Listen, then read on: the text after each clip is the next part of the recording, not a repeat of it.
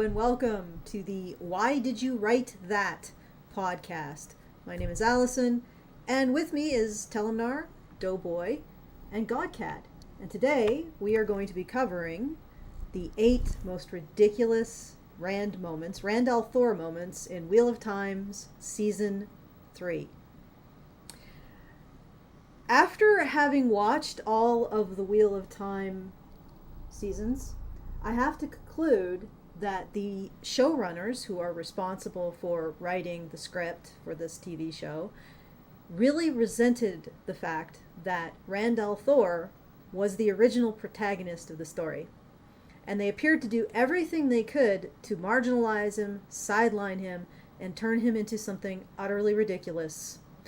They said, in effect, they destroyed a male hero. Is anyone surprised at this point?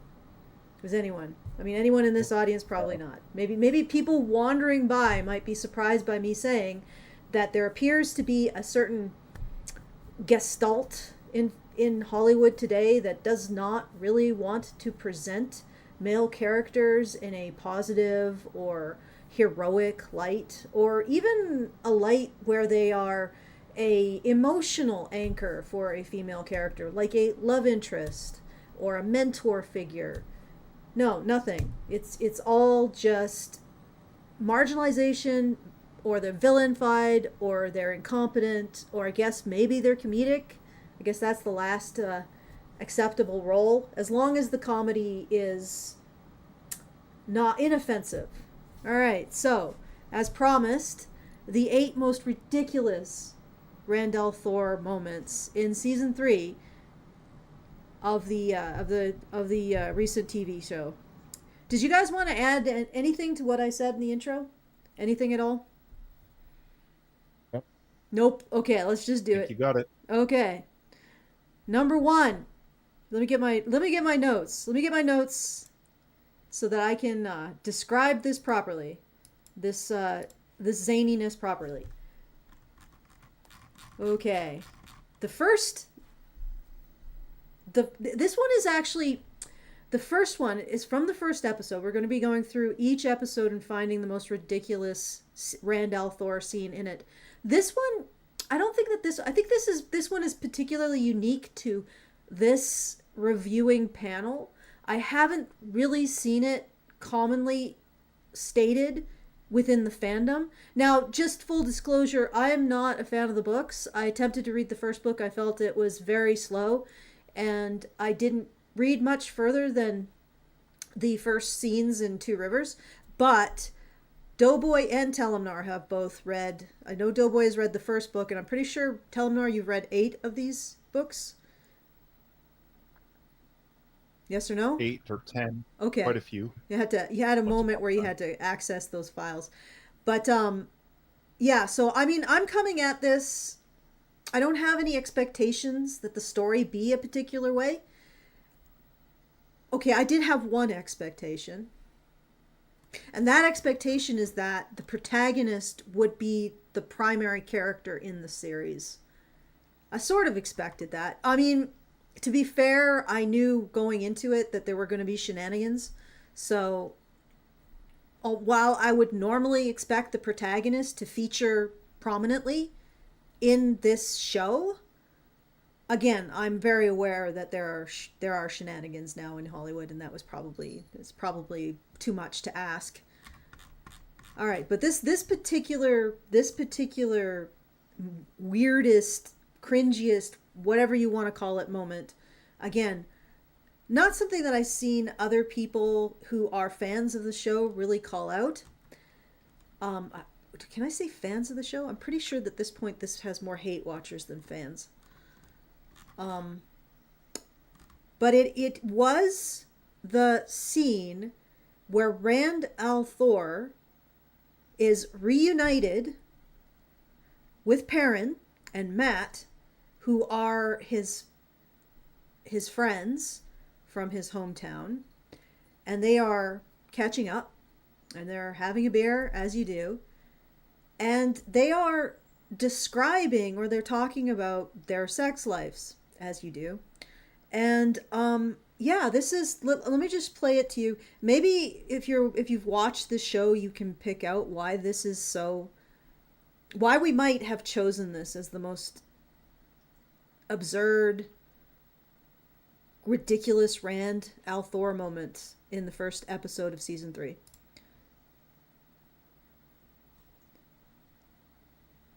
I wonder if we could get away with the sound. Should I try it? I mean, we're probably. What do you think, guys? Should I try? Should I tempt the YouTube gods and put the sound on?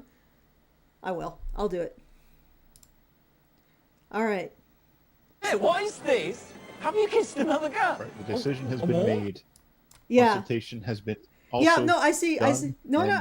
No, actually, yeah. This is Well, I mean, you guys weren't speaking up, so I figured I'd just do it. Maybe we can't do this by committee. It'll just make this show infinitely more long. All right. we don't have a committee. We have a dictator, and that's how we like it. Okay. Dictator with a fake democracy. Yeah. I'll pretend that I'm listening to you guys. All right. Here we go. So this is the scene now that we've had this whole discussion. So they're catching up. They're talking about their sex lives. Rand was supposed to be, I guess, somewhat virginal. Pretty hilarious at this point, but his friends think that he's not much of a player, shall we say, or that he's got one-itis for. Is the video supposed to be visible on the stream? Because I can't see it at this point in time. Just a sec. It will be now. Okay, there we go. Okay. So they're basically accusing him of having one-itis with this one girl, Egwene. I think it was Egwene, right? Yeah. Yeah, I don't want to use the nicknames. So, and Yes. and so they're expressing shock that he is implying he's had another girl or another woman. Hey, what is this? Have you kissed another girl? Or more? What's happening? Okay, so just so you guys know, now we're going back to the actual incident that he's smiling and giggling over.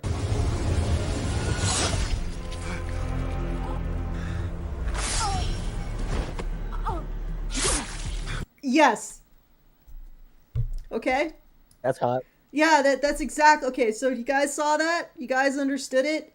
He's having sex with this woman. Morgraine, his erstwhile mentor, comes in, stabs her through the heart, then cuts her throat, leaving him covered in gore. Let's see his reaction to remembering this.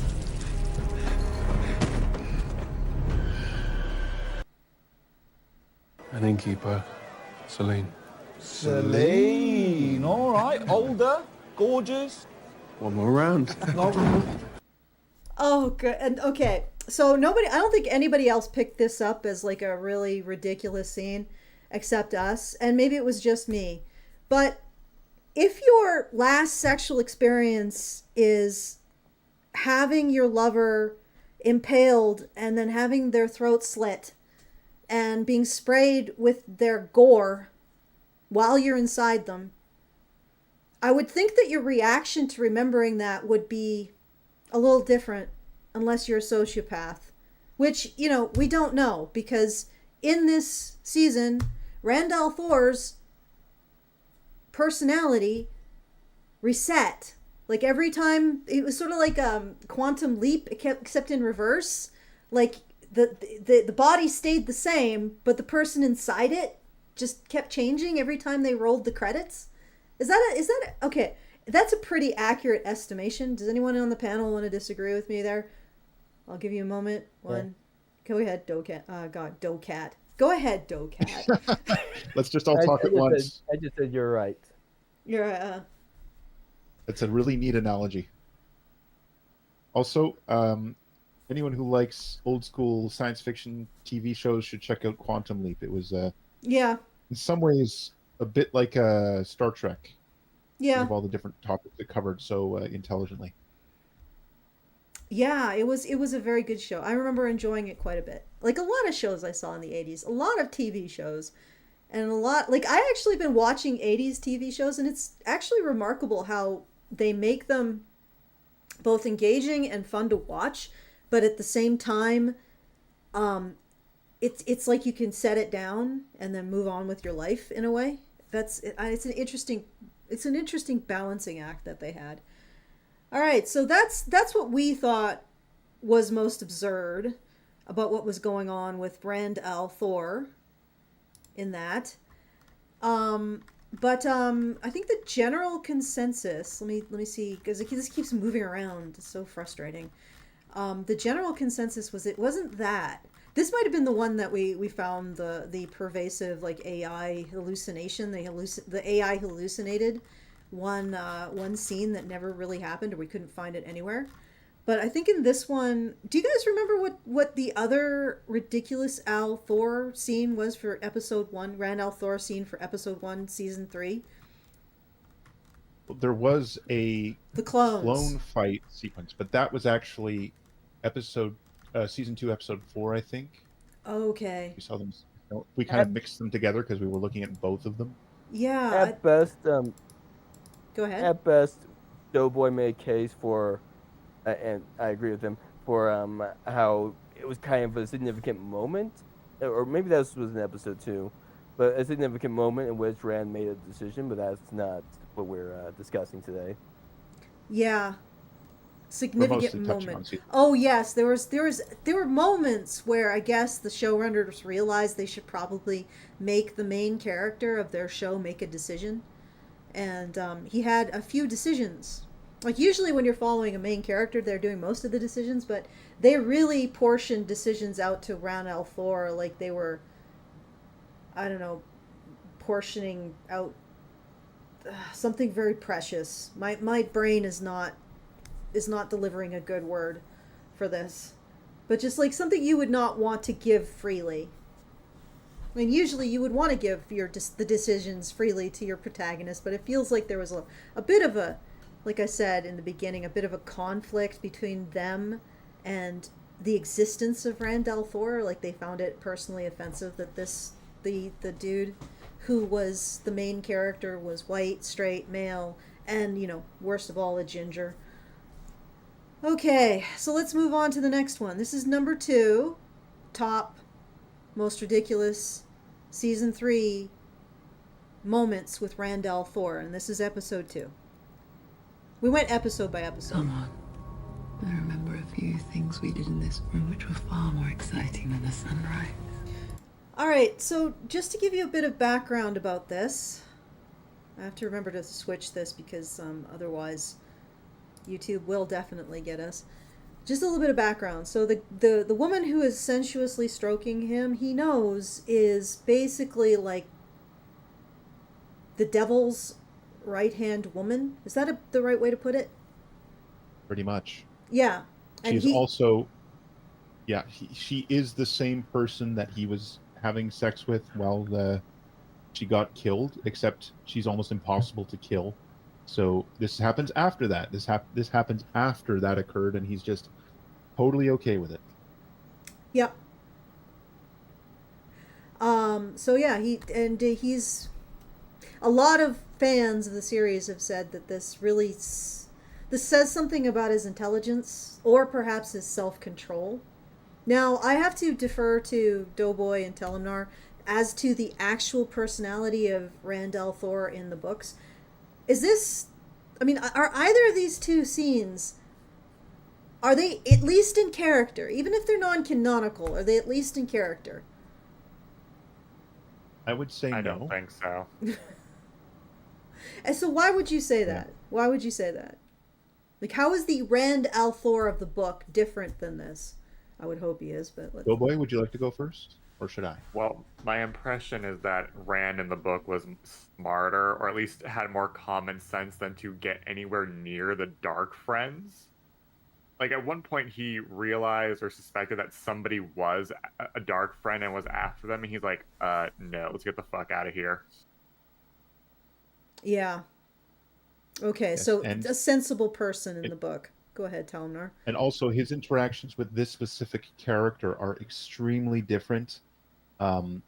They were going for a more Game of Thrones type atmosphere, but in the books, it's a lot more PG-13, and there's more will they, won't they, and oh my god, she's showing her ankles type morality.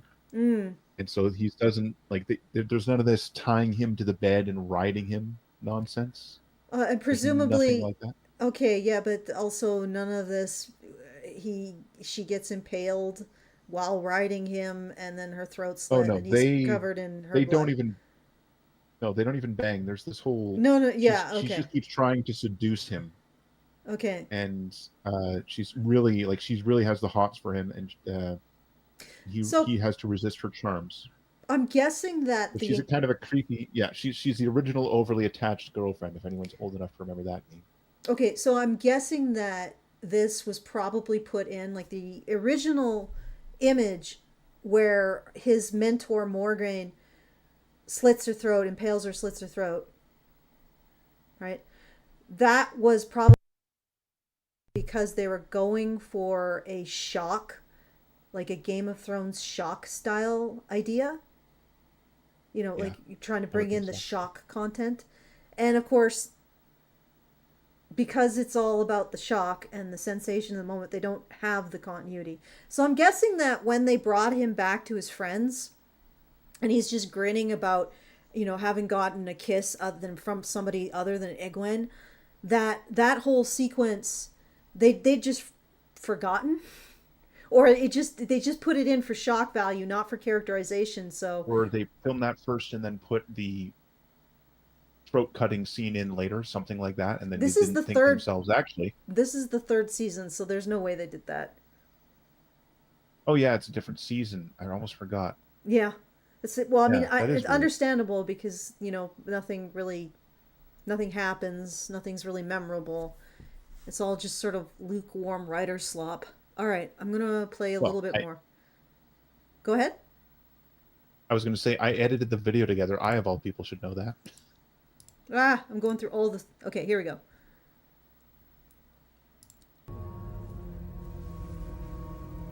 Unfair. Is this about that doe-eyed cow? Don't. Okay, so all right, so are we on the third one now? So the scene, okay, yeah. So basically that ridiculous scene, and the reason why it's ridiculous is this. Despite knowing Lanfear is a Forsaken, Rand shares a romantic dream sequence with her, acting naive and confiding in his enemy. Fans criticized him for letting his guard down and making bizarrely out-of-character choices. Okay, now we're on to 3. Now, unfortunately, yeah, I can, okay, go ahead, Telmnor. Yeah, we don't have video for 3. I was trying to find it and I could not, and so I apologize. Yeah. For whatever reason, this was very difficult to find. But the third most ridiculous moment is Rand trying to resurrect a dead child. In a fit of melodrama, Rand desperately attempts to revive a child killed by Shadow Spawn with neither the knowledge nor ability, only to fail in a scene many found implausible and cringeworthy.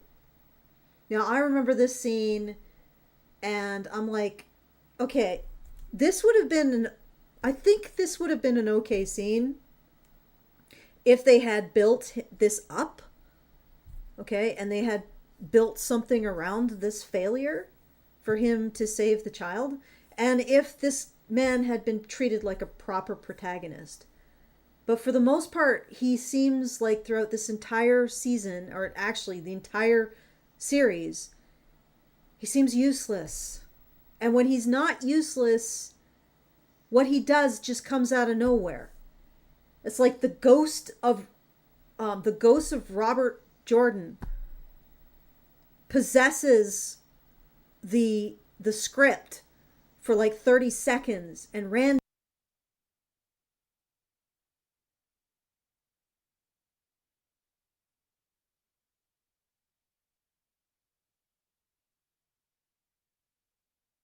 Oh, sorry. Did you guys hear that about Robert Jordan's ghost?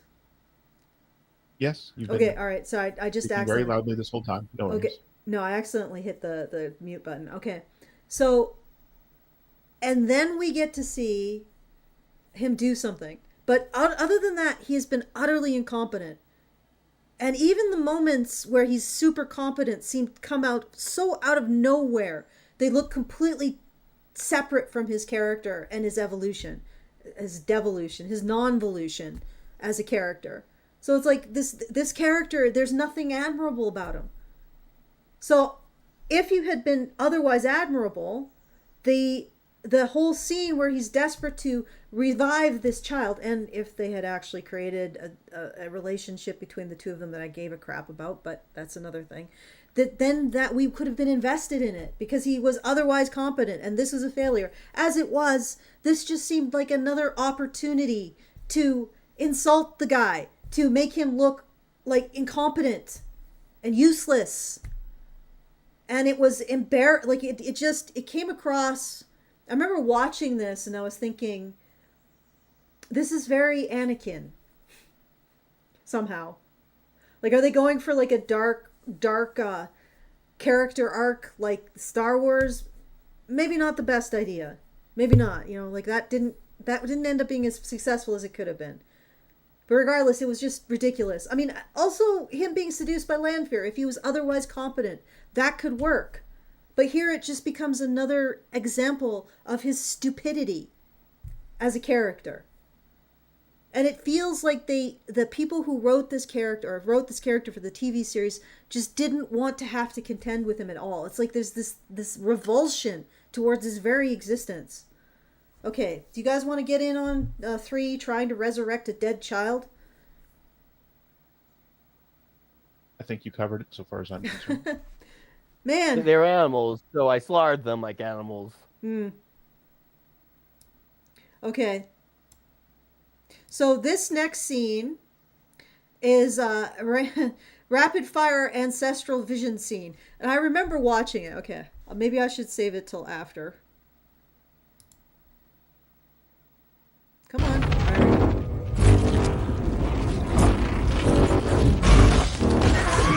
Blood ancestors. Why you believe? Oath breakers. Blood ancestors. Okay. Yes, I remember this now.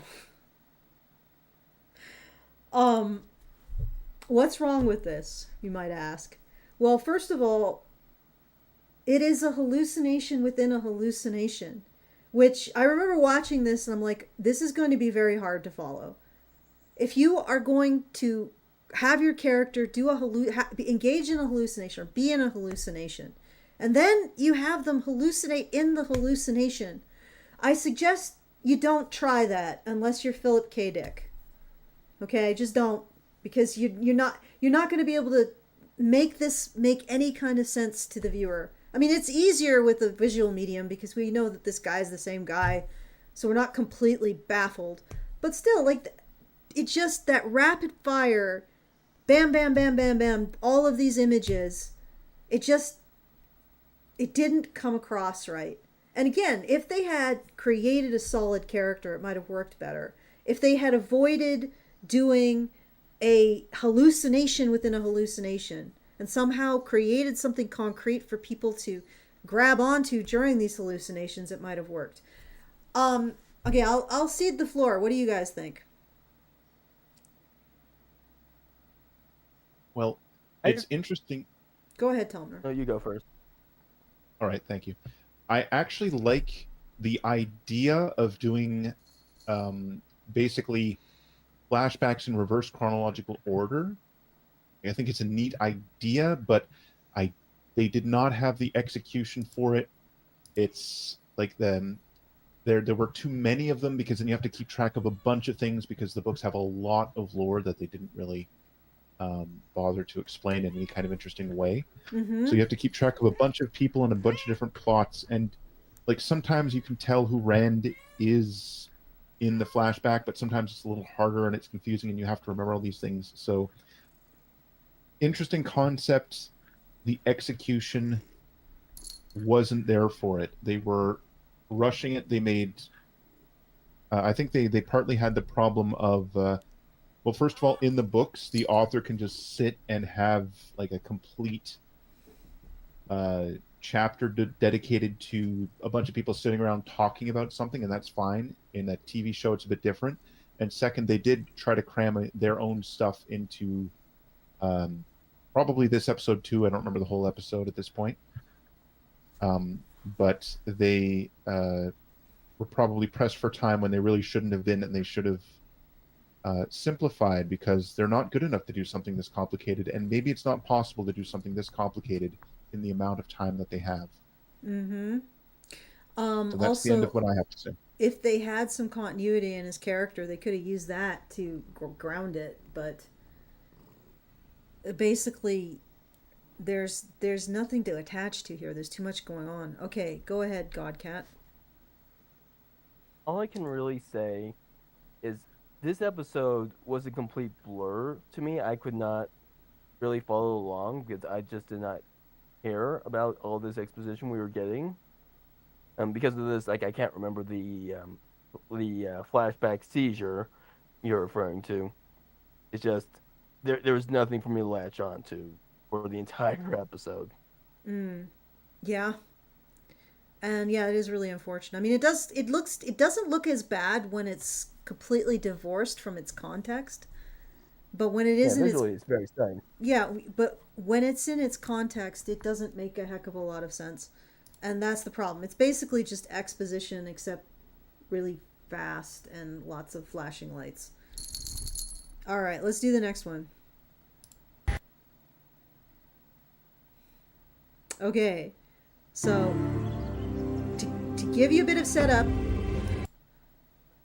that is Egwene. We just saw her. Let's go back. Oops. Let me just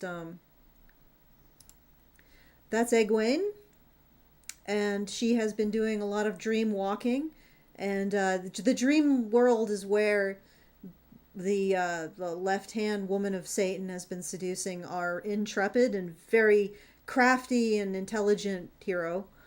And this is his girlfriend that is now witnessing him being seduced by the right hand of Satan in the dream world.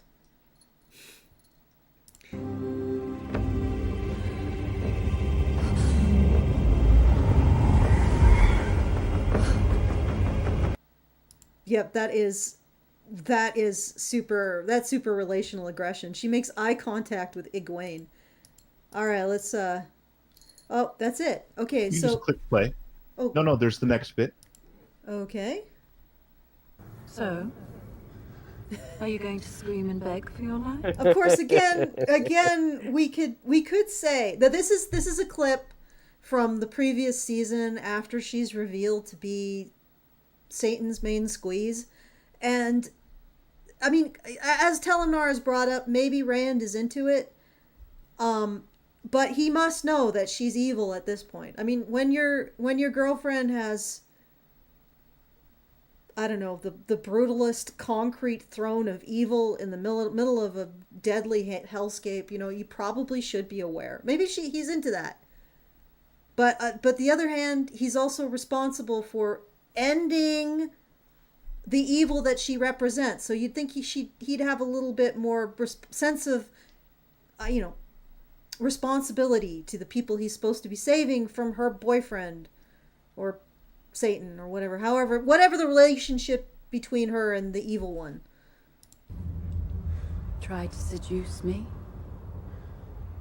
You knew this moment was coming, so what's your game? Oh, so okay, I gotta change this.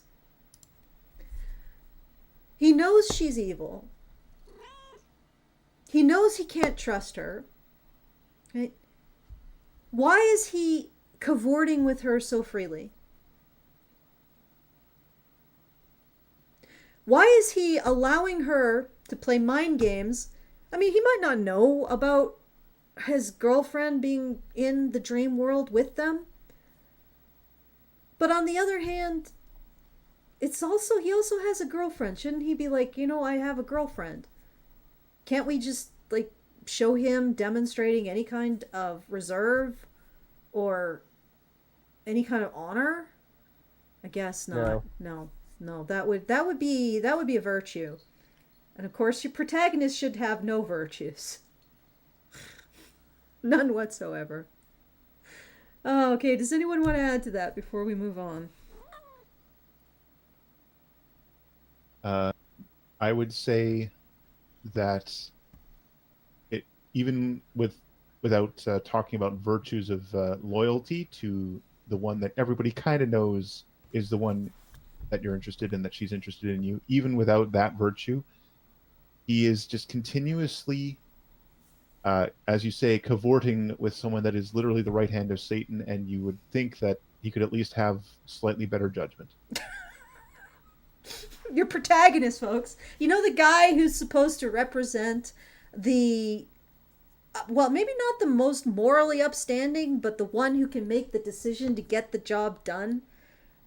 The redemption of the world. Yeah, the redemption of the world, right? Okay, this guy is supposed to represent the person who can redeem, the man who can redeem the world. Oh, good grief. Okay, next one. This was, which one was this? Let me just, This was episode 5. Yeah, episode 5. With being season caught 2, episode 6. Kissing Lanfear in Egwene's dream. Egwene, dreamwalking, finds Rand in a passionate embrace with Lanfear, a scene mocked for how little agency or caution Rand displays, and for the show's bizarre framing of a forbidden affair with a literal monster. The guy never shows any kind of emotional, ontological inertia at all. That's why I say that his character is just reset every single episode. It's just like, okay, well, what's Rand gonna... Like, this is completely new Rand. Can't expect any continuity.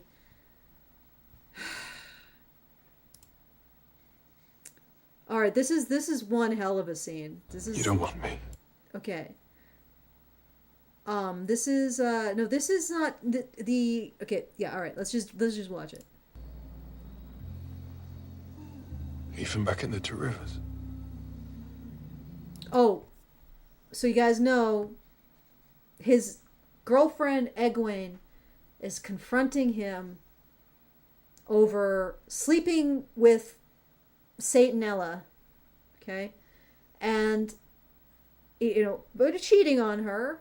But also, if you don't know, Satanella has been going into Egwene's dreams and tormenting her. As you do when you are a dark dark, monstrous evil, right? And Egwene has confronted him about it, and she hasn't confronted him about that specifically. She's confronted him about cheating on her. So let's see what he has to say in response to her confronting him. I'll go back a little bit, and I will change this so you guys can see it.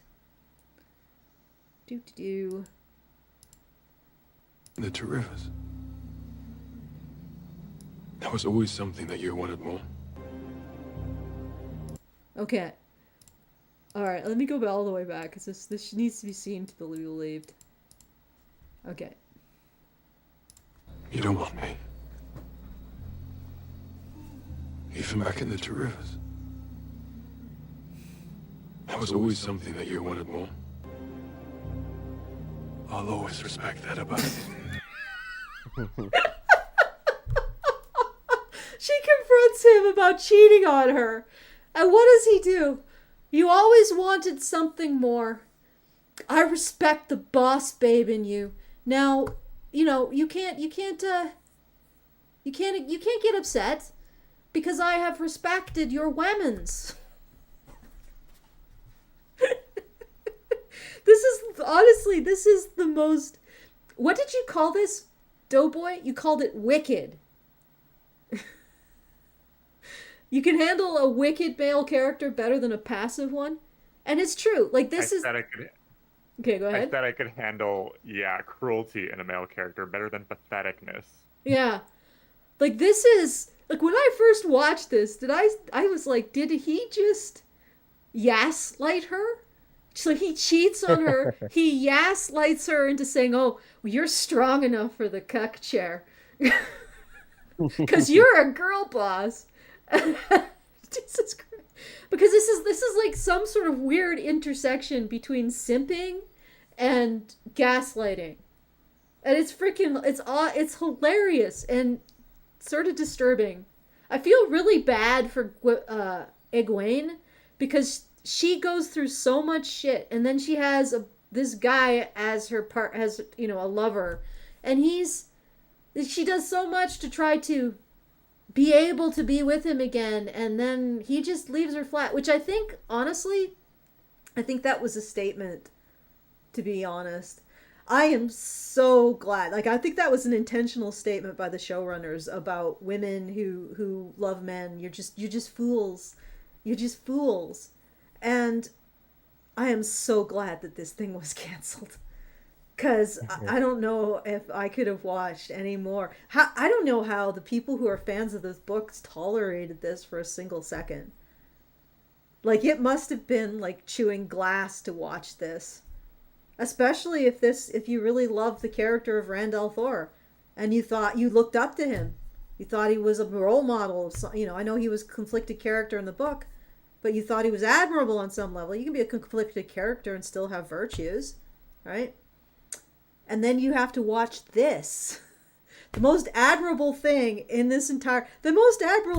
this guy does in all of these seasons is basically to convince his girlfriend not to get upset that he put a lot of things in Satanella, but not to get upset about that, because she's too much of a boss babe to be, she's too much of a boss babe to settle.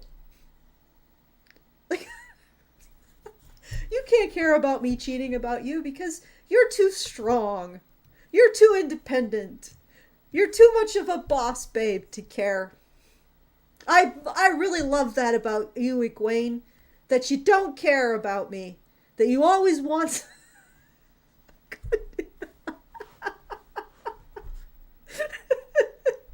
This is some next level narcissistic, like, just mental fuckery right here. And this is about the only admirable thing he does in the entire frickin' show.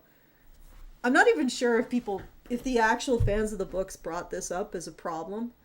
But, all right, I'm going to stop. They probably didn't pay attention to this particular scene. No. Too much, I hope. I hope they probably weren't paying attention to much at all at this point. Yeah. I'm just wondering, just imagine how it would have felt if you were on a date with Jonathan and he said, I really respect you for trying to get me interested in you, or something like that. Like that. That would have not been his smoothest. I really respect. I have just violated your trust and this relationship in a way that is actually pretty unforgivable. However, I really admire your spunk and resilience. I feel like I've given you an opportunity to explore how spunky and resilient you can be. So in that sense, I think we are. I think we both won from me having sex with Satanella. I think we both won, Egwene. Put her there. We should mention having sex with her while she was going into the dream world, the world of dreams. Yeah, I mentioned that. Yeah. And mentally torturing Egwene. Yeah, well, there's no harm in bringing it up again because. Yeah. No, there isn't. Go ahead. Oh God, that's really. Like, oh my God, I think the phrase "dick move" applies here. Yeah, but it's such an astoundingly audacious dick move. You can only sit back and say, wow, this is probably the best thing he's done in the whole fucking season. Or series. It's terrible. It's a morally bankrupt thing to do. But at least it was clever. I would say that in one of the episodes of this season, he was absolutely faultless.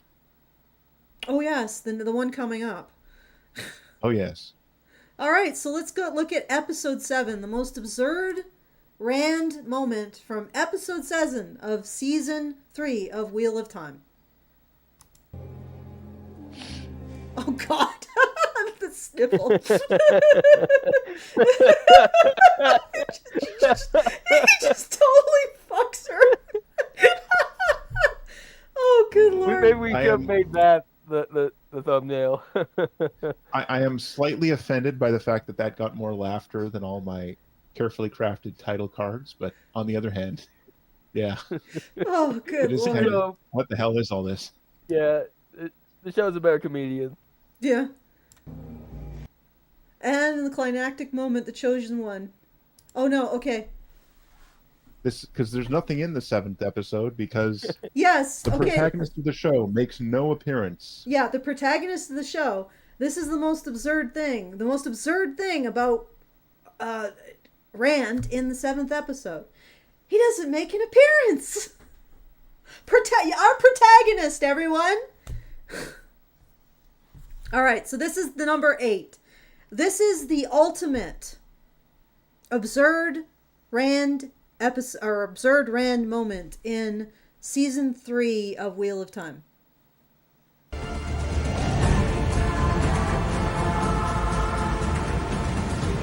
I am your Caracal. Okay, so essentially these are some images from it, but the most absurd part, and this is going to require a little bit, I'm going to turn this off and just let it play out while I just explain this. This requires a little bit of explanation, okay? God damn. We sound like such psychos. We're laughing at these horrible things. Well, from my point of view, editing there's is no not audio. horrible. No, I'm not saying it is horrible. It's just this show. I just need to stress that from our point of view, there's no audio. So there is no epic music or big dramatic speech. It's just these two women fighting in a way that looks sexually suggestive. Okay. All right. The reason why I definitely didn't notice that myself at all. the reason why we put this in as the most ridiculous part. Ridiculous. I should take it off. Thank you for watching because people are going to think we're done. Actually, let me just put it. Leave it there. Leave it there. Or there. Yeah, this is slightly, somewhat bizarrely. Okay. A reason why this is the most ridiculous Rand al'Thor moment, even though it's not Rand al'Thor, is this is the climax. And this is the moment when your protagonist is taking everything they've learned, all of their skills, all of their emotional development, all of their lessons around internal locus of control and no longer complaining about the world and what it does to them, all of the lessons around justice and standing up and being doing whatever you can in the face of long odds and all of that. This is the moment when you get to see your protagonist at their best, right? Facing the demon that they've run from since the beginning of the story, or facing that demon in the way that they can actually defeat it, right? This is the moment that you have been waiting for, that you have been building for. And in this moment, Rand al'Thor does fuck and all. And I really mean that. I mean, yeah, I guess he declares himself the Caracal. Who cares? He's just making mouth noises, and then he makes the water come down from the sky. Who cares? There's no stakes to it. Right? There are barely any stakes because there's this other dude who says that, oh yeah, I'm the Caracal. But you know that Rand al'Thor is going to bring the magic, because he always does. Like, every time it's required by the plot for him to do something, he's able to do it. Right? There's no suspense about any aspect of it. It is completely lame. The only fight that's happening doesn't even include the protagonist. It's Rand al'Thor's mentor, Morgraine, against Satanella. And why would you have so much interaction between Satanella and Rand to do nothing with that in the climax? Like, this is where you redeemed him thinking with his dick for the last 2 seasons. This is where he makes good on his stupidity. Like, if that was what you were going for. But it's not, like, nothing. There's nothing delivered by Rand al'Thor in this climax. And I'm sorry, the whole posturing over being the Caracal is not the culmination of watching us watching him take painful steps towards earning that role. It's just him declaring it and her doing all the fighting, and then her lover doing something, sacrificing herself, but for no apparent reason. Right? And it's just, it's awful. Like they didn't, if you took out Randall Thor, it wouldn't have changed anything, really. Or if you just replaced him with a freaking signpost that said, I'm Randall Thor. All hail the signpost that says it's Randall Thor. Or sorry, it says on the Karakhan. All hail the signpost that says that it's the Karakhan. Nothing would have changed. I guess we wouldn't have had the rain. Anyway, I'm going to step back and I'm going to let you guys add if you wish. I would like to add that the way the last 10 or 15 minutes of the finale of the season are edited also doesn't help, because the emphasis, the big thing in the plot, if you follow the books and the overall plot, is actually Randall Thor declaring himself Karakhan, which means Chief of Chiefs, which means he's basically like the guy who will unite the Aiel tribes, and they become his first army, and he finally becomes a legitimate power, and he gets some backing, and these prickly desert people who are always like one wrong word away from slitting your throat finally are supposed to acknowledge him as the guy they're all supposed to follow, and they pretty much all do follow him. And this should be the moment they see this should be the absolute climax of the entire season, except because of the way they edited it together, what you're seeing here, which is Moiraine getting choked out by Lanfear and looking like it's not in a way that is enjoyable for her, because anything's possible, especially if you're in Hollywood. She is like we cut to this happening all the time, so we don't get the grand finale. We get a bit of the grand finale, and then we get two women fighting in the sand, and then there's this other stuff that happens. There's this other thing that happens. So they're right at the moment where we should have a long sequence that is just about the plot and the main character rising up in the world, accomplishing a goal that will bring him closer to being able to have the forces he needs to defeat, well, Satan, basically, is it's made secondary, essentially, to the actress playing Moiraine, I believe, because she's a producer or something like that on the show, so she increased her role a little bit. Oh, was that the source of this? Yeah, it's terrible. Yeah. Like, if you didn't want to write a story about Randall Thor, or to actually adapt Wheel of Time, why didn't you just write your own story? Brand recognition. It would have sucked, and no one would have gone for it. Yeah, well, honestly, I was actually talking to Perplexity, which is an AI, supposedly one of the least unreliable, and I was talking to it about the popularity, and it was, of course, giving me the show PR glow up, and I was like, okay, let's look at this sensibly, right? This show had a huge that is the Void Cat. She keeps walking over the. Had a huge. Like the books themselves had a huge fan base. So this show was drawing on an already existing intellectual property that had a tremendous fan base. Okay. So when you talk about its popularity, you have to consider the fact that that fan base abandoned it. Okay. So when you're saying, oh, it was popular, well, then it would have actually converted. Of all the people in the world that it could have converted, it should have converted the fans of the show. Because no doubt they were on the edge of their seats when they heard, a Wheel of Time adaptation? And everybody was probably aflutter, because it was going to be so cool, right? If they thought that, they don't. they don't understand the shenanigans of Hollywood. But it was good to be so, or these producers, not all of them are from Hollywood. So the fact that it could not convert an already existing fan base into fans says something about the true popularity of this show. Not to mention that it was canceled. Now, I've heard that it was successful, but not successful enough. And again, that success has to be considered against the fact that it started out with a huge head start.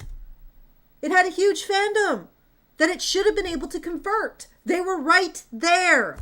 And all you had to do was convert the actual story.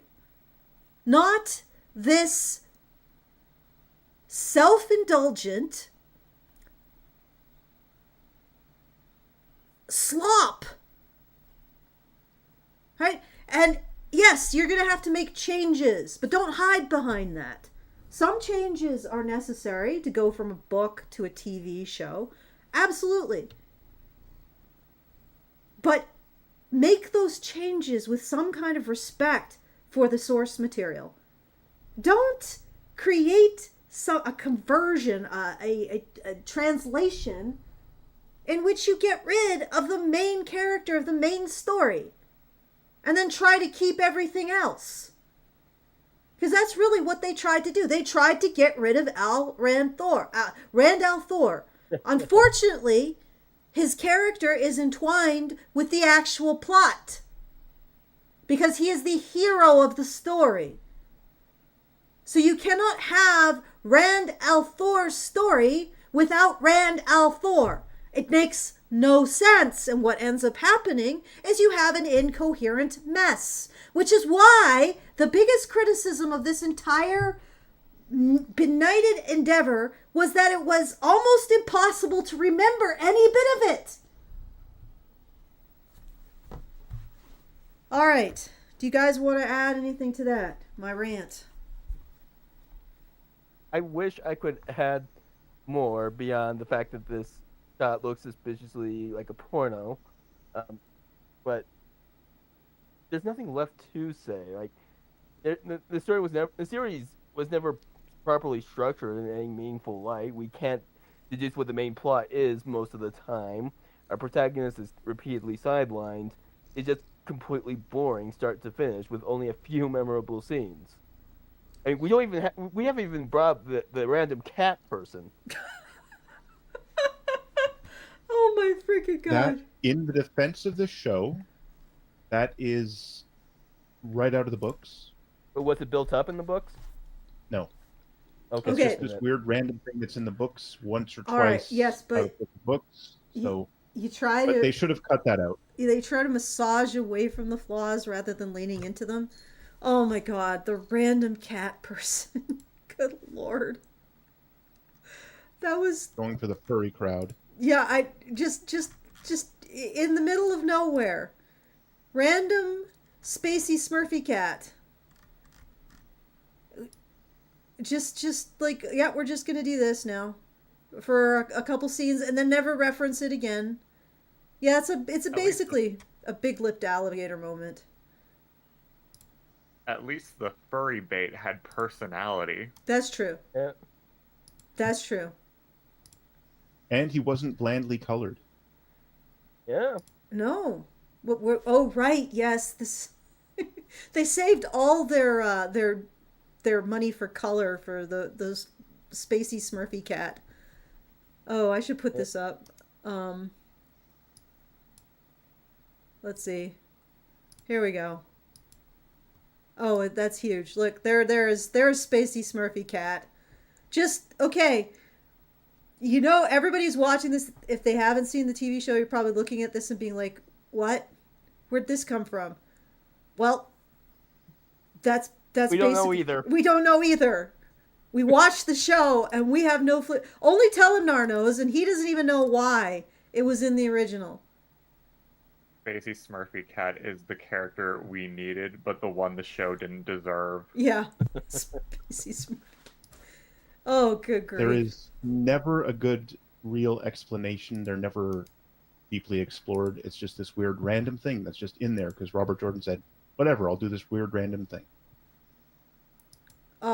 Yes, and That's it. maybe it works in Robert Jordan's book because I presume that it's otherwise well written. So, Oh, this scene is well written too, but I mean, the books don't hurry. They're all 800 to 1,000 pages, or they're like in that area of length. So if he decides he's going to take 3 chapters to describe dealing with like something happening in some small village, well, he's going to take his time and do that. And the show isn't like that. It's a TV show. Their time is limited, and they are adding in a ton of extra stuff, and you can't keep track of stuff. You can't stop and reread a paragraph or look a character or a term up, which you can with the books. It's an extremely different medium, and I don't know, maybe they just had someone in the costume department who was just really, really liked the idea of making a cat costume for somebody, if you know what I mean. Well, that looked more like CG than a costume. Oh yeah, maybe.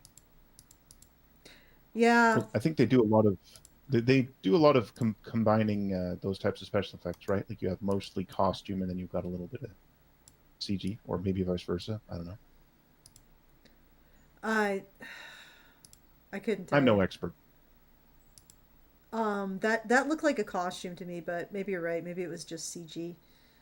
Oh man, it In which just case, it was very good. yeah. No, I'm not Yep. like I.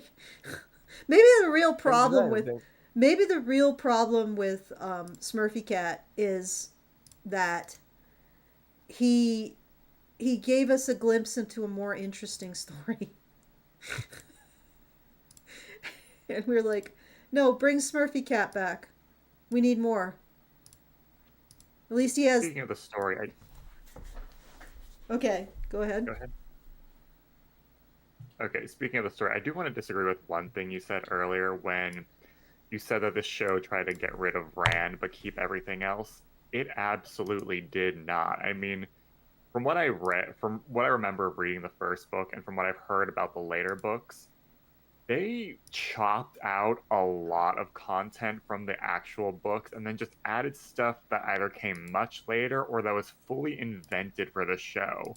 They didn't really try hard to keep anything. Okay. No, what I meant is they're trying to keep like the main plot idea, and it doesn't work without Randall Thor as the main character. Okay, that I can agree with. Yeah. Like if you're going to have this guy go up against the great evil, then it's really a story about him and how he gains the strength to do so. You can't have the whole basic story. Let's all go up against a great evil, but we're just going to get rid of the main character. It doesn't work. Like this is the villain of this piece likely was tailored, maybe I'm wrong, but likely was tailored to reflect some aspect of Rand himself. Am I right or wrong? I know Telenar and Doughboy, you read it. Well, which do you mean? The dark one? Yeah, the dark one. Okay. Well, he doesn't figure in any of the books. We never, or until like not until the very end. He's just this malevolent force lurking in the background. Like he's less of a character than Sauron in the Lord of the Rings, for instance. Okay, so it And he's says. just pretty generically Satan, basically. Prince Okay, of Darkness type stuff. So, but presumably his lieutenants. Oh yes, they have very reflect, distinct personalities, and but they reflect aspects of things that Rand has to deal with himself, or no, within himself. no, not really. They're just pretty different people from each other. Okay, let Uh, me put it this and- way. All right, the setting itself can be considered to be a major antagonist because he Oh, uses yes. his power and he goes insane. So what he has to contend with himself is that whole thing, and they take it away. They take it well, completely it's away. partly that, and I don't know if they didn't have time. Well, it only happens a bit more in later books, but he has to deal with all kinds of problems. So it's his own oncoming insanity. It's people trying to kill him, people trying to use him, people trying to take away his magical channeling abilities. Like and they're all different factions and different motivations for different things, and they're all trying to mess with him. So he's got plenty of problems to deal with. And it's and some of it is just people who are trying to do what they think is right from their point of view or with their like limited information. The books kind of make a big deal that this is not the modern world. It's everything in terms of what people hear about is like rumors, and rumors are so often wrong. So they'll say like, oh yeah, this happened. Just to clarify it, like something will happen, and in the book you will see it from the perspective of the people who were there and experienced it. And then the very next book will open with, and in this city they whispered a rumor that this had happened and that had happened. And you'll look at that and you say, well, that's completely wrong. That's like half wrong. So there's a lot of that sort of stuff happening, and it's very complicated. And he gets imprisoned and tortured, and people try to just kill him, and people try to, as I say, like take away the magical ability and all kinds of stuff. And so it's not specifically like psychologically that it's specifically his demon, the dark one, or even the primary, the Forsaken, the primary dark friends, as you might call them. But and sometimes it even has problems, like his own stubbornness causes problems for him. He doesn't necessarily negotiate well when he should be negotiating, for instance. And yes, so it doesn't exactly do that, but it does all kinds of stuff, and people get in trouble because of their own personalities, and just the mistakes that their own personalities naturally cause them to make. Yeah, but that's the story, right? It's the story of this character going through the process of growth to be able to stand up to a great evil. Meanwhile, he's being corrupted by the very thing that allows him to stand up to that evil. It's a good, solid basis for a story, but they just got rid of it. And it's like, that doesn't even, like, this is the story that makes sense in this world. This is the story that makes sense with the surrounding characters, right? And also the institutions and everything. You get rid of the central piece, and it all falls to pieces. You get rid of the capstone, which is your protagonist, and it all falls to pieces. And it makes no sense. Okay. All right. So let's get into some why. Why did this happen? Anybody got any ideas? I mean, I've said my piece on it, but go ahead. Let's show the poster. I think that's a good explanation. Oh, the poster. The poster you found. Oh, the poster I found. Yeah. Give me a second. Yeah. And one other thing we should mention is the woman that we're showing on screen right now who is being choked, she is officially credited as a producer on this show. So part of that, I think, is just pure ego, total lack of humility on the part of this actress. So she wanted to make her character, Moiraine, more prominent. It's already a fairly prominent character, but it's not a primary one. Yeah. So this is the poster. She's like Gandalf, kind of, a little bit. And she would have been fine as a Gandalf character. Yeah, but this, yeah, you're right, Godcat. This basically sums up all of the problem with Wheel of Time. Why is Morgraine the protagonist? And all of the changes that were made in this story to make that so distorted the entire story. And why did the people who wrote this think they could write the story better than its original creator that created that gigantic fan base in the first place? Or the original creators, because we also could include Brandon Sanderson, who they could have asked to help them convert to the TV series, but they didn't. Well, they could have asked, but he is a little too deceased to be of much assistance. Brandon Sanderson? Oh, Brandon Sanderson. Oh, yes. I was. No, I wasn't talking about Robert Jordan. I was talking about Jordan. No, I was talking about Brandon Sanderson. Yeah. Yes, they could have 100% asked him. He's alive, and he writes he's alive and kicking. He writes like other people go to the bathroom. That's a really bad analogy. But continuously and all right, Continuously, yeah. Continuously and almost without any, well, no need to actually, force it. Well, I guess some people do have to. But anyway, that was a bad analogy. I forsake that analogy. Honestly, it works pretty well. It's just kind of gross. But Yeah. that's okay. I mean, aren't Dutch people supposed to Be very, scatological? like, crude? Yeah. I don't know if that's our stereotype. I know Oh. the only stereotype I know about us is that we hate other Dutch. Okay, so And you're all tall. well, I'm definitely bucking the stereotypes there. Okay, yeah. So You are special. So this is it. You're right, Godcat. This encapsulates the entire problem with the show. It became twisted around somebody's insert character.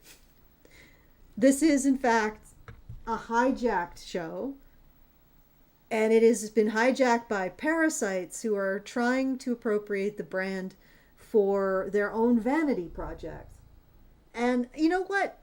We need to go back to the old school, like, narcissistic creators, like creatives, who don't hijack other people. They may have gigantic egos, but they believe that they are capable of actually creating their own fan base. They aren't cracking the skull of some other property and burrowing into the soft, gooey brain matter in it and then just eating at it until it dies. Like, they're not doing that. They're just being completely egotistical, but they're going to create the most wonderful property ever. Can't we get back to that old school creative ego? Get away from this kind of weird, quisling, parasitic, non-creative ego? I think Tolkien had words for this. All right. I think Tolkien would appreciate me saying these words about it.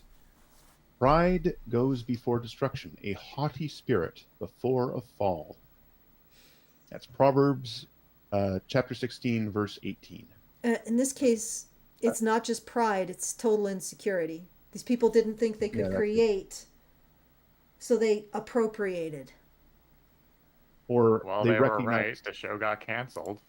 Yeah. Well, they also probably recognize that, look, we're only going to get lots of funding if we sneak our thing in pretending to be this other thing that is better known and popular. So, yeah, it seems it's very likely that this was being pulled in two different incorrect directions away from the original storyline, which is, number one, Rosamund Pike, who plays Moiraine, was a producer and made her character a lot more prominent. Number two, Jude. What? Oh my God, what's his name? Rafe Judkins. Completely wrong. I'm so sorry. Yes, Rafe Judkins, the executive producer, showrunner guy, also was very ideological when he gave his interviews. Why am I saying not? I mean, he was very much talking about representation and making it like different than what Robert Jordan's original vision of the 90s was, because it's these books are from the 90s and they were not feminist enough, and they weren't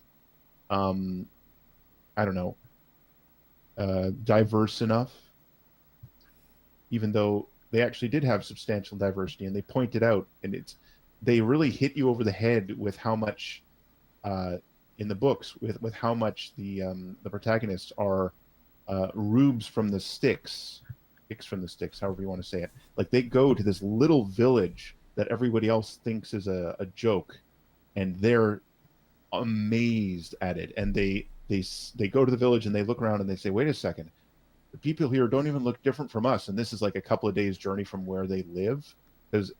And then when they do meet people who actually look different, it's like, oh my God, they've got different features and different colored hair and different mustaches and different customs. And it's like the entire book series is not subtle about these different types of people and the genuine diversity that they have. Except, of course, the problem is they're basically a bunch of Europeans with a little like Middle Eastern stuff. And I think, like, I don't even know if they have any African analogs, and then they have the Asian-looking people who show up from across the sea because they're from this empire on the other side of the ocean that no one knows about, and so that's not the kind of diversity they like. Every single settlement in this has to be, the usual complete gamut of ethnicities, and so it very obviously has those two ideological marks. We must maximize certain diversity, which means a very particular approach to how the characters are cast and written, and the producer saying, I want to maximize my time in front of the camera.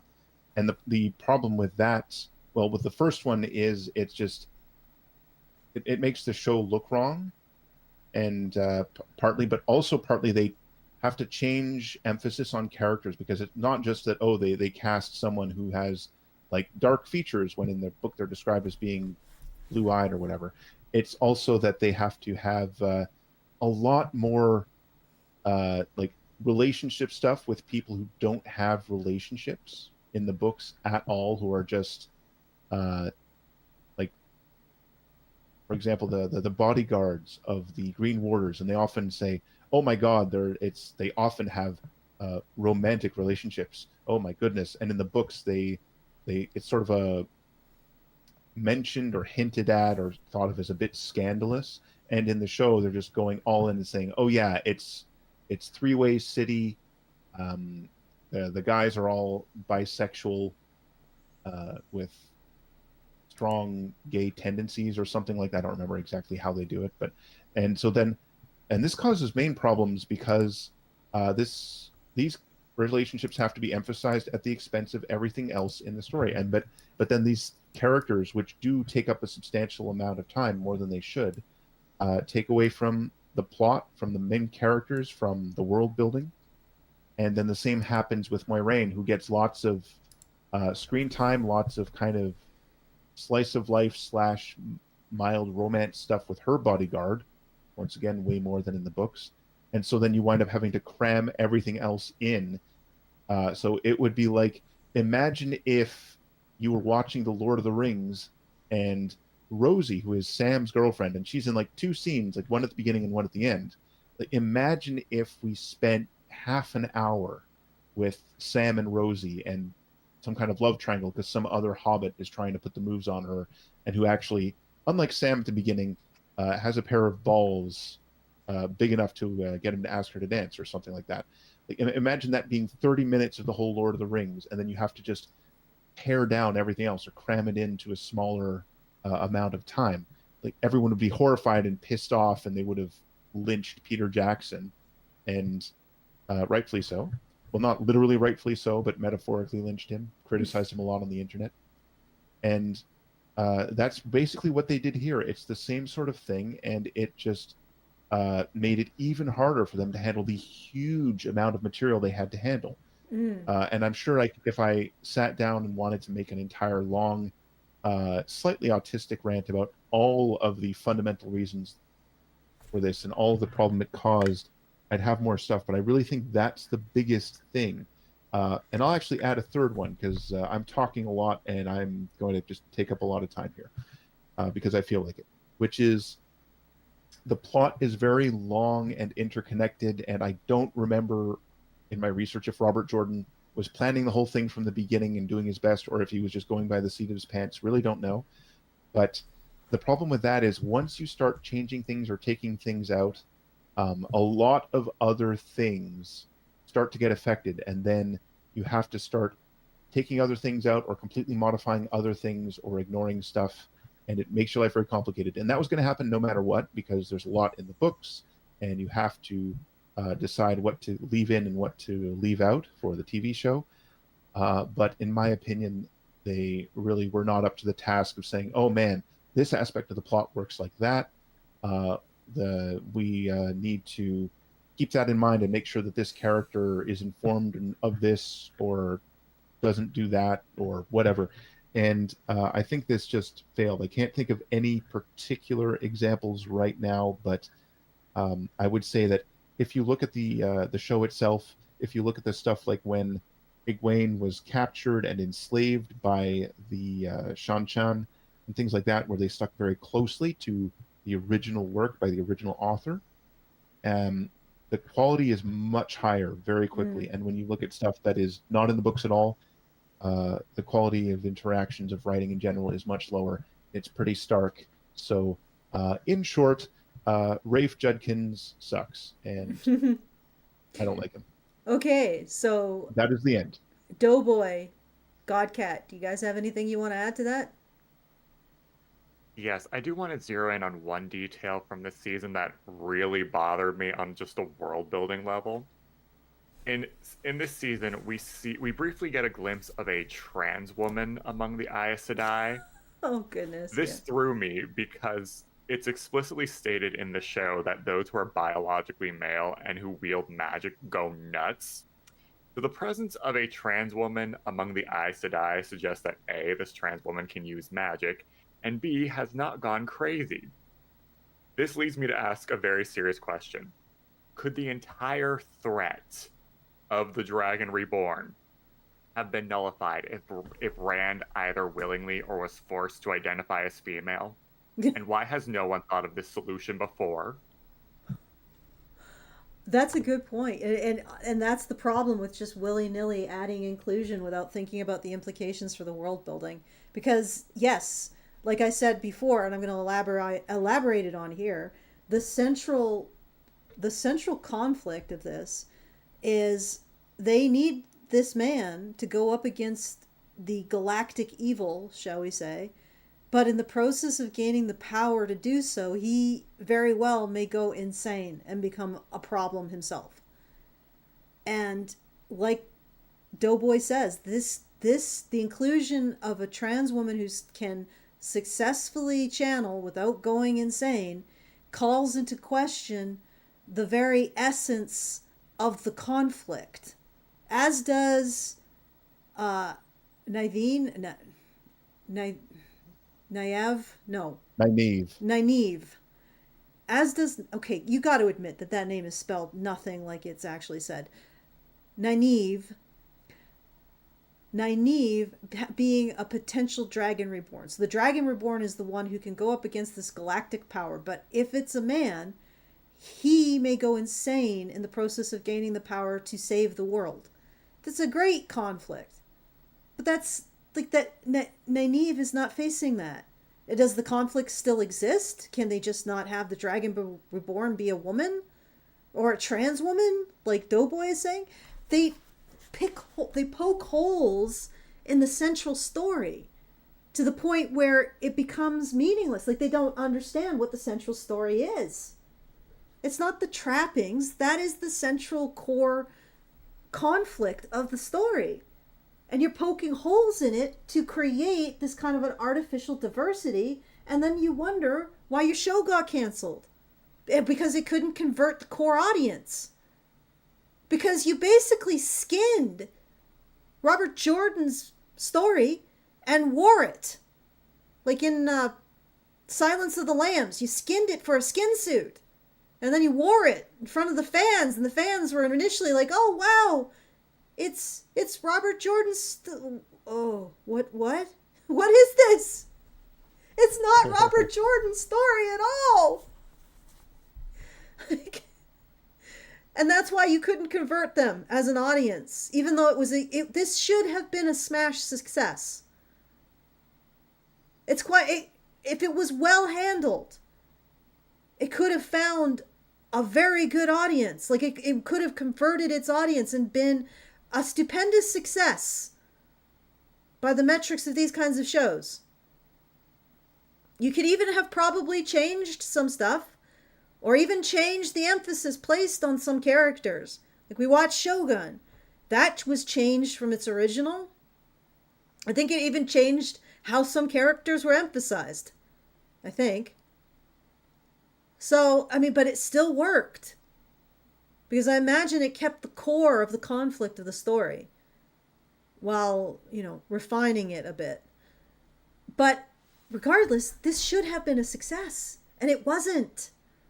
And it wasn't because the writing failed. And it failed in no small part because it failed to identify the core conflict and you get to the core, you find the core, right? What is the core conflict? And then you ask yourself, how do I illustrate this in a different medium? You don't say, how do I completely destroy this so I can create an artificial diversity? Right? How can I manipulate this in such a way that my ends are met, which is to put in a trans woman and make a woman a potential dragon reborn, thus destroying the essential conflict, or at least casting it into serious question. But ultimately that's not necessarily, no, it shows that they don't really understand and or respect the core conflict. But what really killed the core conflict is that they got rid of the dude who had to face madness in the process of saving the world. Or they seriously sidelined him and didn't tell that story. Instead, they told a generic story, a generic love story about Morgaine and the Amelin seat and the prophecy that they had. They changed it from that story, man may go mad in gaining the power to save the world, to, I don't know, what was the central conflict with the lesbians? Morgaine and the Amelin seat are in love, but they can't be because even though something. like 80% What is of the the people in freaking the central show are gay. conflict there? They're politicking together, and You guys speaking? Because I can't hear you. That person... usually is a sign Oh. that I have been muted. Okay. Well, we can hear you. Hello? Hello? Hello. This is void cat behavior. Hello? Hello? Hello? This is the essence Oh. of void cat right here. Hello there. What's going on? We are saying hello. I don't even remember where the mute button is Hello. on here. Oh, wait. Hello. This is There we go. Hello. Hi. She hit So the you hear button. us again? Yes, I hear you guys again. I apologize if you're trying to talk over me. Yeah. Poor I was God trying cat. to explain like the conflict that they had established was that the I'm just gonna call her mother. The mother was working with Lorraine and she's supposed to be unbiased. So the fact that they were politicking together put them in a sensitive position. I think this was established in season 1, where they could both lose their rankings and powers if people caught them working together. So basically just an external problem, which isn't as interesting as the problem of maybe going insane as you gain the power to oppose the great evil. Like, you see, that's an external problem. Like Morgaine and the Amelin seat, the mother figure, they don't have an internal problem as far as I can tell.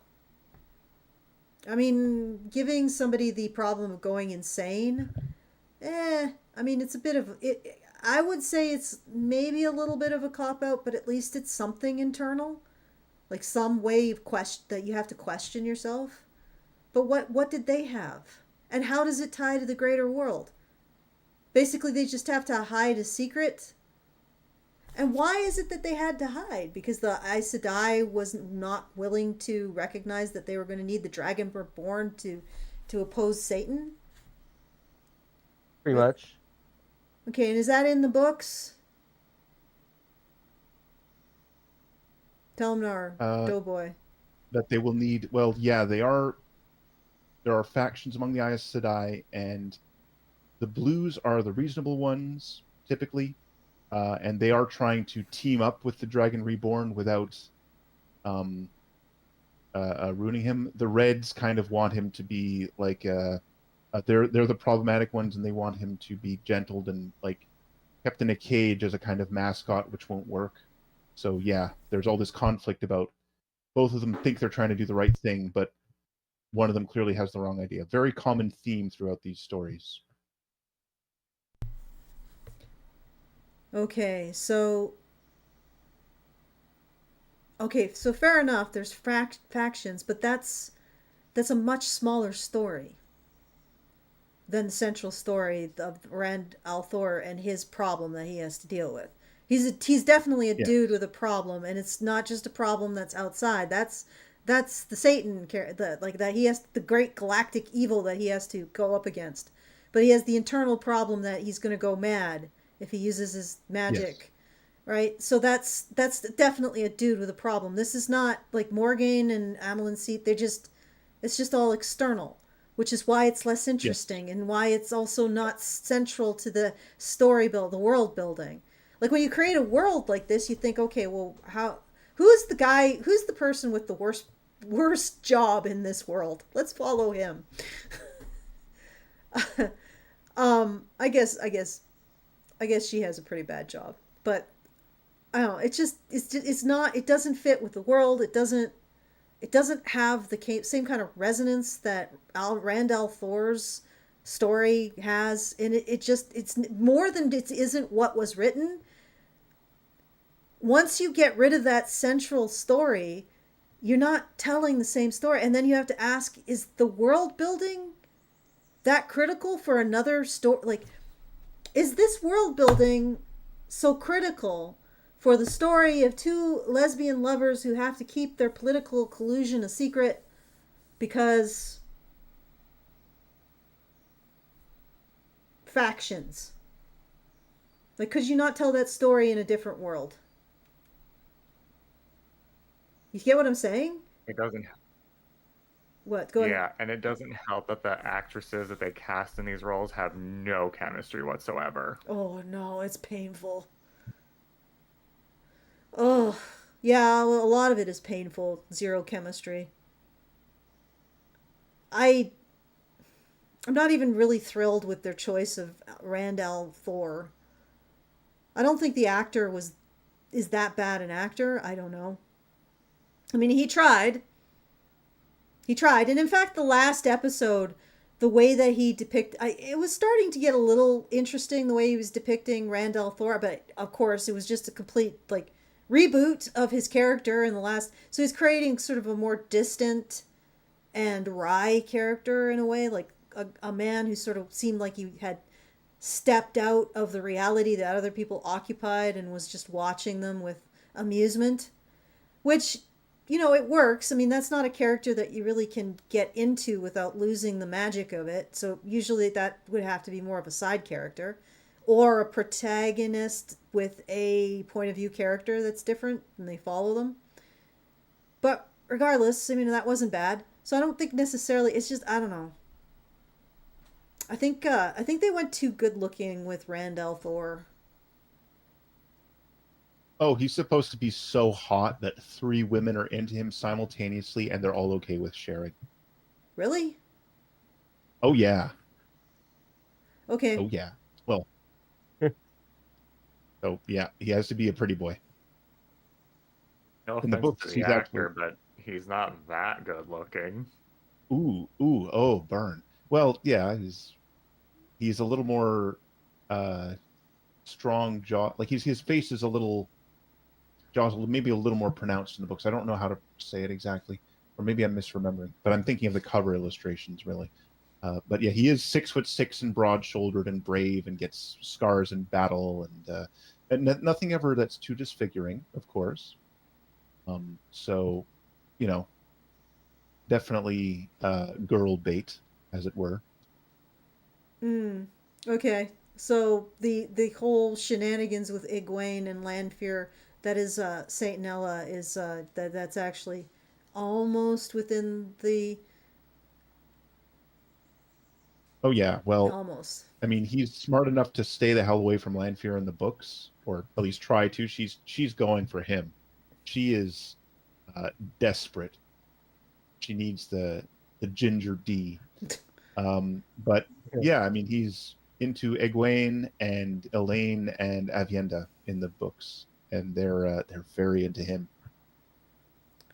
And but he no, he winds up with, let's see, he winds up not being with Egwene. It's like Elaine, Avienda, and oh god, what's her face? The chick that sees the visions. Can someone remind me of her name? Min. If anyone else remembers. Min, that's it. Thank you. Yes.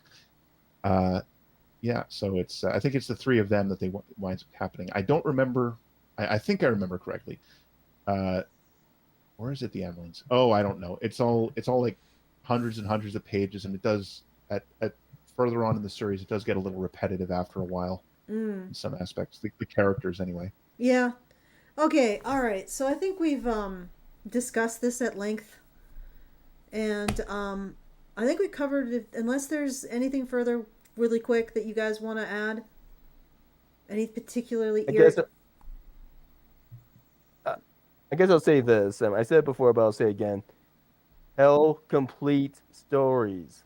Don't use cliffhangers nonstop to keep us watching. Give us a complete story, and you won't end up like this. Yeah. Well, I mean, they were canceled in the middle of their story, but honestly, they weren't telling a very good. They were. Yeah, I mean, if this had continued, complete story by episode and by season. yeah, to have something that concludes, and have your protagonists at least have some kind of victory. I mean, the first season did this really badly. It just erased the victory. The second season, I think it did better because they killed the Galactic Evil's lieutenant, which was a victory, but he had unleashed the other lieutenants of the Galactic Evil. So it wasn't a complete victory. It was better than what happened in the first season, which was, we didn't do anything at all. It's nothing. We just we actually helped the villain get free.